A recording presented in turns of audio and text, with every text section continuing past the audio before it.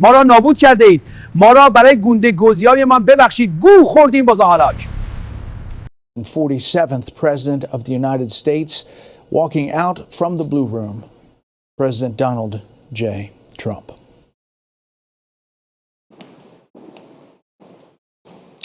Thank you very much. My fellow Americans, good evening.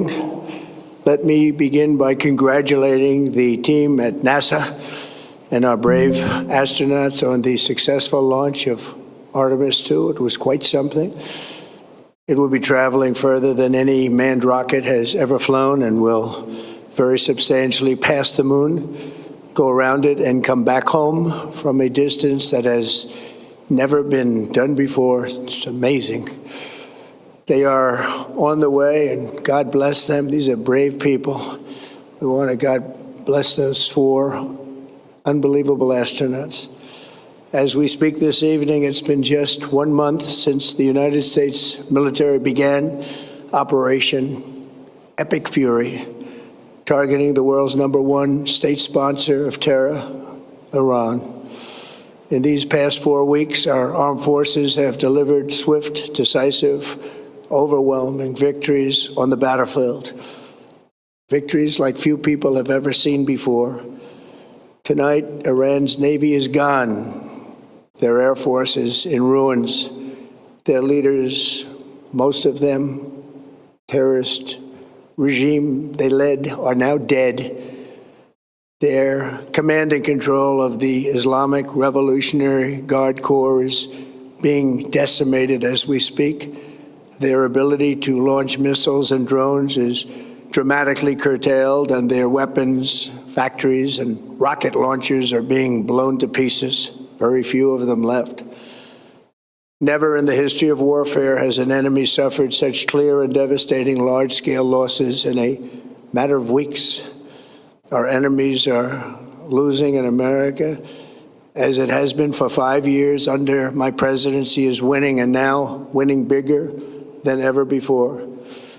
Before discussing this current situation, I also want to thank our troops for the masterful job they did in taking the country of Venezuela in a matter of minutes.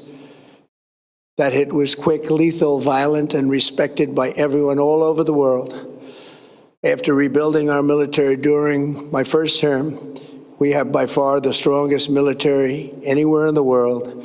And now we're working along with Venezuela and are in a true sense joint venture partners. We're getting along incredibly well in the production and sale of massive amounts of oil and gas, the second largest reserves on earth after the United States of America.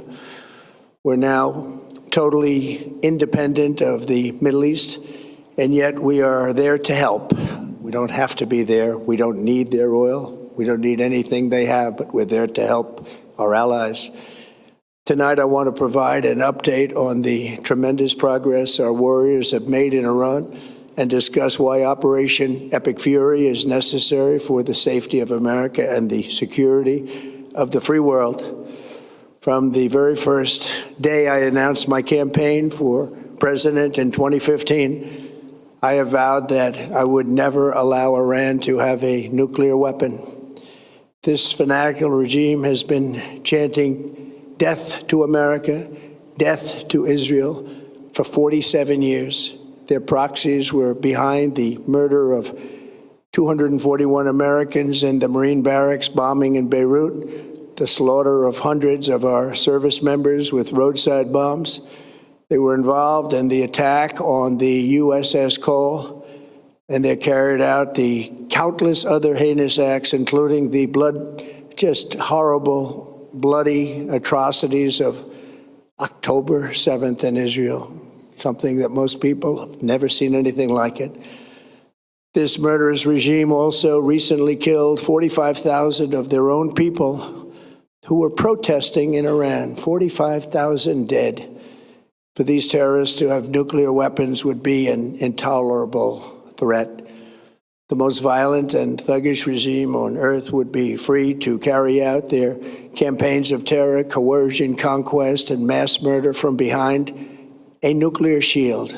I will never let that happen, and neither should any of our past presidents. This situation has been going on for 47 years and should have been handled long before I arrived in office.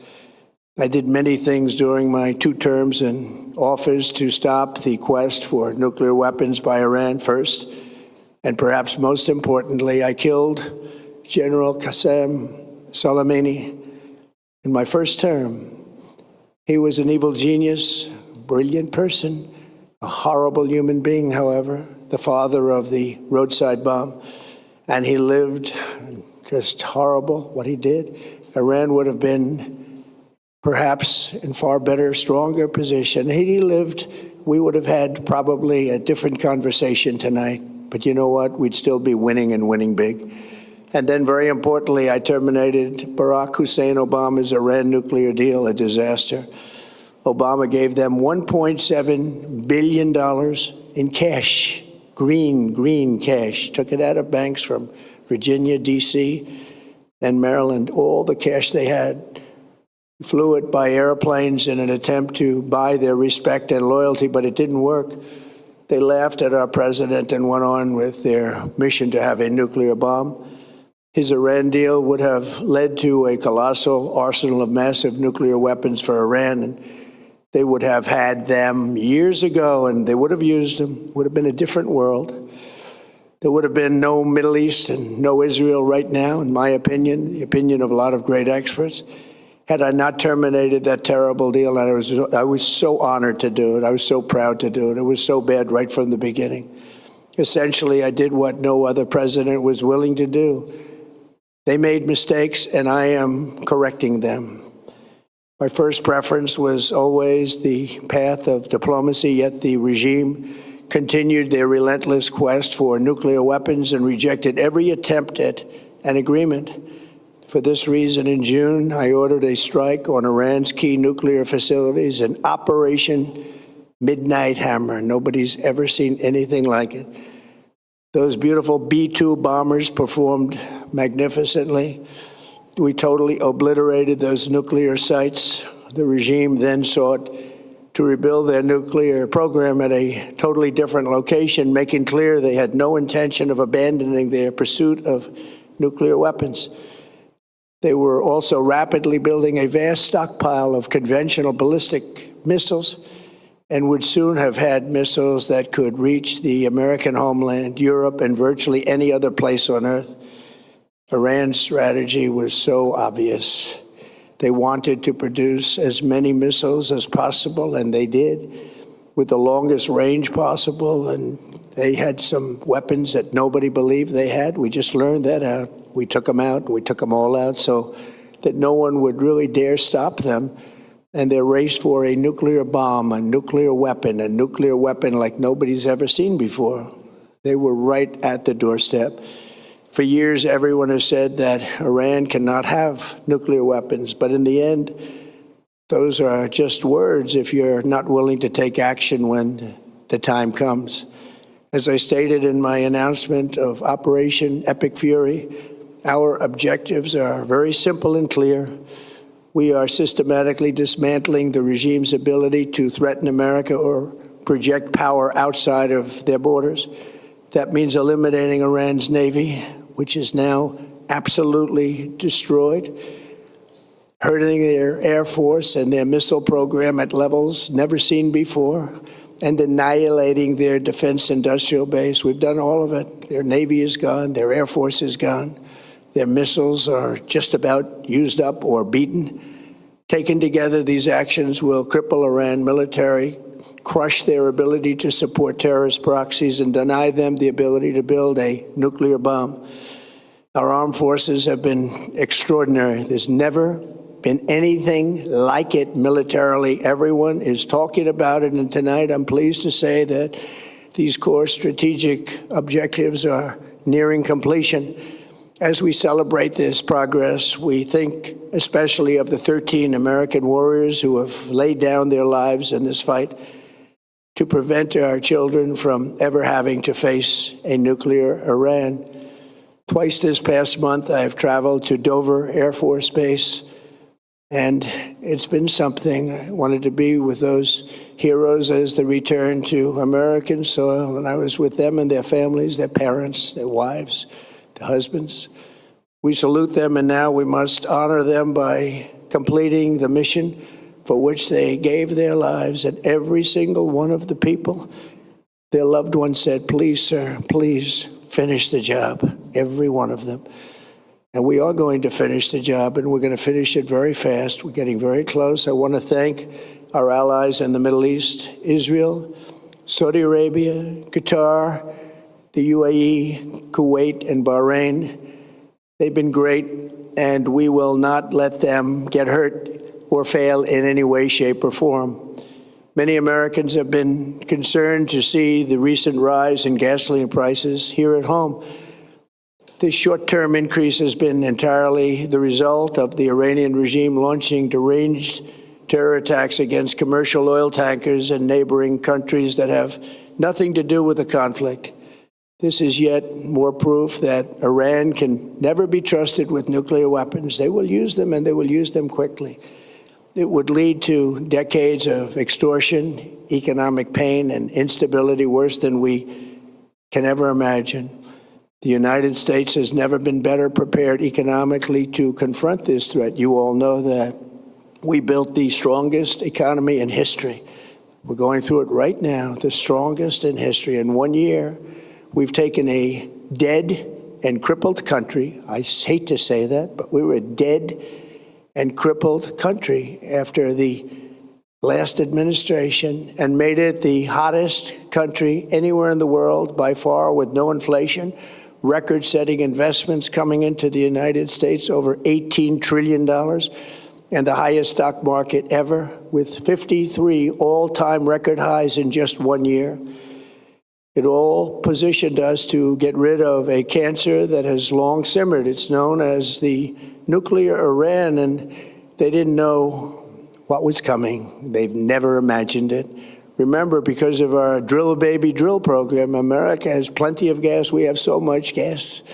Under my leadership, we are #1 producer of oil and gas on the planet, without even discussing the millions of barrels that we're getting from Venezuela.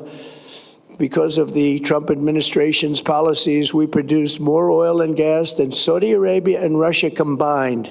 Think of that, Saudi Arabia and Russia combined. And that number will soon be substantially higher than that.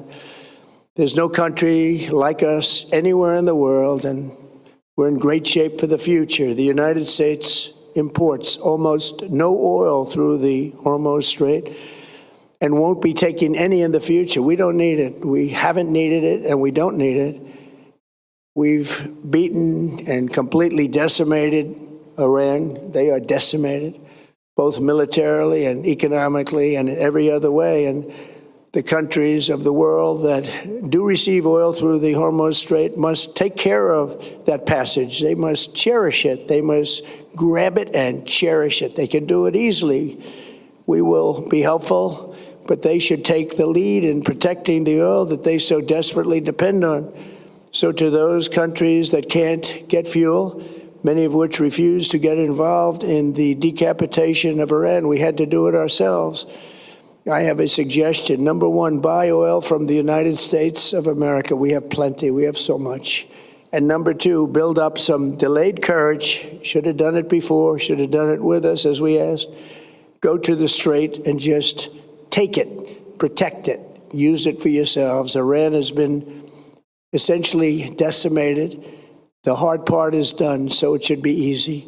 And in any event, when this conflict is over, the Strait will open up naturally. It'll just open up naturally. They're going to want to be able to sell oil because that's all they have to try and rebuild. It will resume the flowing, and the gas prices will rapidly come back down. Stock prices will rapidly go back up. They haven't come down very much, frankly.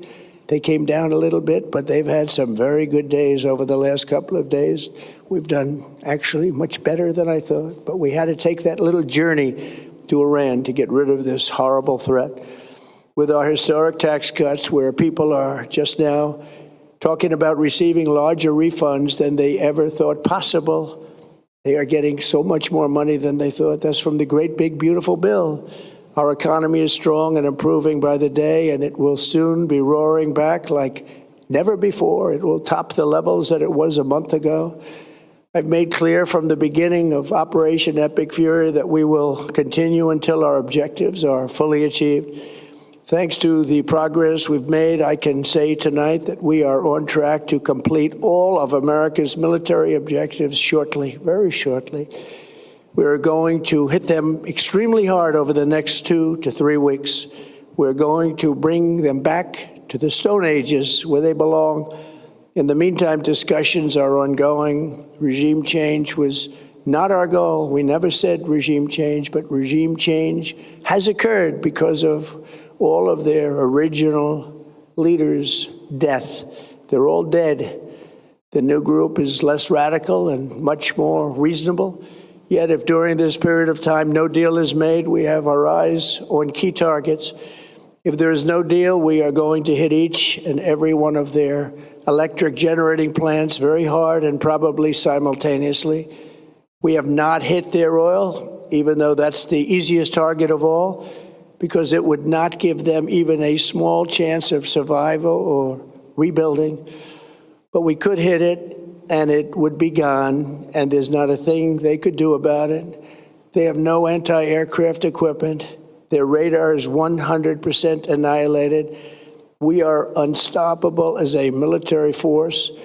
The nuclear sites that we obliterated with the B-2 bombers have been hit so hard that it would take months to get near the nuclear dust, and we have it under intense satellite surveillance and control. If we see them make a move, even a move for it, we'll hit them with missiles very hard again. We have all the cards, they have none. It's very important that we keep this conflict in perspective. American involvement in World War I lasted 1 year, 7 months, and 5 days. World War II lasted for 3 years, 8 months, and 25 days. The Korean War lasted for 3 years, 1 month, and 2 days. The Vietnam War lasted for 19 years, 5 months, and 29 days. Iraq went on for 8 years, 8 months, and 28 days. We are in this military operation so powerful, so brilliant against one of the most powerful countries for 32 days. And the country has been eviscerated and essentially is really no longer a threat. They were the bully of the Middle East, but they're the bully no longer. This is a true investment in your children and your grandchildren's future. The whole world is watching, and they can't leave the power, strength, and brilliance. They just can't believe what they're seeing. They leave it to your imagination, but they can't believe what they're seeing, the brilliance of the United States military. Tonight, every American can look forward to a day when we are finally free from the wickedness of Iranian aggression and the specter of nuclear blackmail. Because of the actions we have taken, we are on the cusp of ending Iran's sinister threat to America and the world. And I'll tell you, the world is watching. And when we do, when it's all over, the United States will be safer, stronger, more prosperous, and greater than it has ever been before.